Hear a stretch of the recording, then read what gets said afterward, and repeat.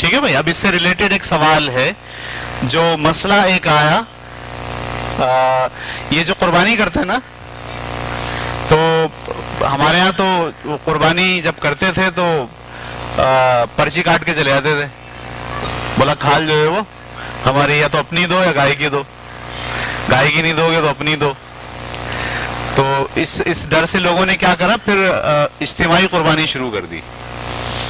یعنی بجائے اس کے کہ وہ گلی میں کٹوائیں, وہ کسی مدرسے میں جو ہے وہیں کٹوا کے وہیں گوشت بنوا کے وہ کھال بھی مدرسے والوں کو دے کے پھر گوشت لے کر آ جاتے ہیں. اس کو کہتے ہیں اجتماعی قربانی. آپ لوگ بھی شاید کچھ لوگ ایسے ہیں جو کرتے ہو, نہیں کرتے, اپنی گائے کاٹتے ہیں, گڈ.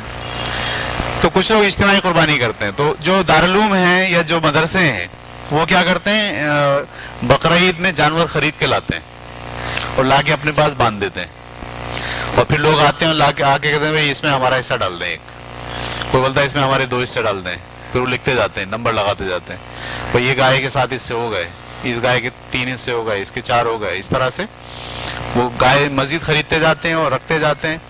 جب پوری گائے کا حصہ لگ جاتا ہے اور ابھی دن باقی ہوتے ہیں تو جاتے ہیں اور خرید کے لاتے ہیں, ان کو بھی باندھ دیتے ہیں, اس پہ بھی حصہ لگا دیتے ہیں. تو اس طرح سے جو ہے وہ ایک مدرسے میں ایسا ہو رہا تھا کہ وہ 30 دن پہلے سے انہوں نے جانور خریدے, باندھے, حصے لگ گئے, صحیح ہے. 12 دن کے بعد پتہ چلا وہ سارے جانور بک ہو گئے.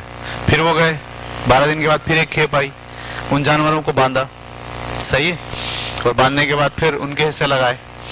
پتہ چلا اگلے 8 دن کے بعد وہ جانور بھی بک ہو گئے. پھر ایک اور کھیپ آئی, ٹھیک ہے. پہلی کھیپ کب آئی, 12 دن کے بعد.